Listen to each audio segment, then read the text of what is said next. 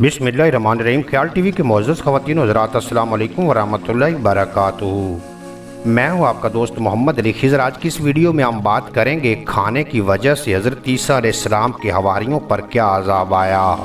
हज़रत ईसा अलैहिस्सलाम के हवारियों ने ये अर्ज़ किया कि ईसा बिन मरियम, क्या आपका रब ये कर सकता है कि वो आसमान से हमारे पास एक दस्तरखान उतार दे।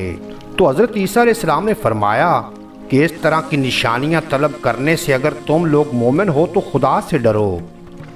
ये सुनकर हवारियों ने कहा कि हम निशानी तलब करने के लिए ये सवाल नहीं कर रहे हैं, बल्कि हमारा मकसद ये है कि हम पेट भर कर खूब खाएं और हमको अच्छी तरह आपकी सदाकत का इल्म हो जाए, ताकि हमारे दिलों को करार आ जाए और हम इस बात के गवाह बन जाएं, ताकि बनी इसराइल को हमारी शहादत से यकीन और इत्मीनान कुल्ली हासिल हो जाए और मोमिनीन का यकीन और बढ़ जाए और कुफार ईमान ले आएं।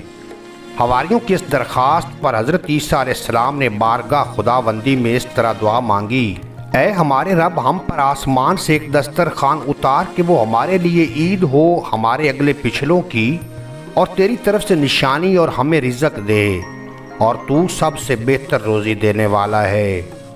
हज़रत ईसा अलैहिस्सलाम की दुआ पर अल्लाह ताला ने फरमाया कि दस्तरखान तो उतारूंगा, लेकिन इसके बाद बनी इसराइल में से जो कुफर करेगा मैं इसको ऐसा अजाब दूंगा कि तमाम जहान वालों में किसी को ऐसा अजाब नहीं दूंगा। चुनांचे अल्लाह ताला के हुक्म से चंद फरिश्ते एक दस्तरखान लेकर आसमान से उतरे, जिसमें 7 मछलियाँ और 7 रोटियाँ थीं।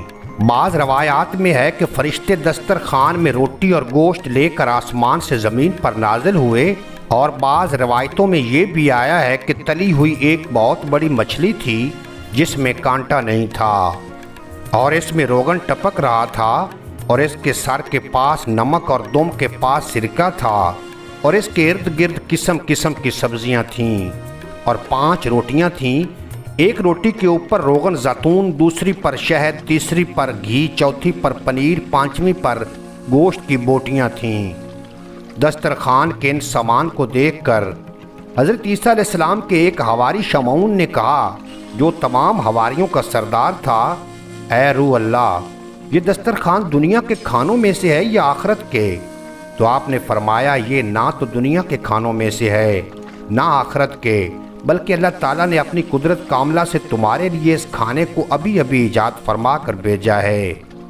फिर हज़रत ईसा अलैहिस्सलाम ने बनी इसराइल को हुक्म दिया कि खूब पेट भर कर खाओ, और ख़बरदार इसमें किसी किस्म की खयानत ना करना और कल के लिए ज़ख़ीरा बना कर ना रखना।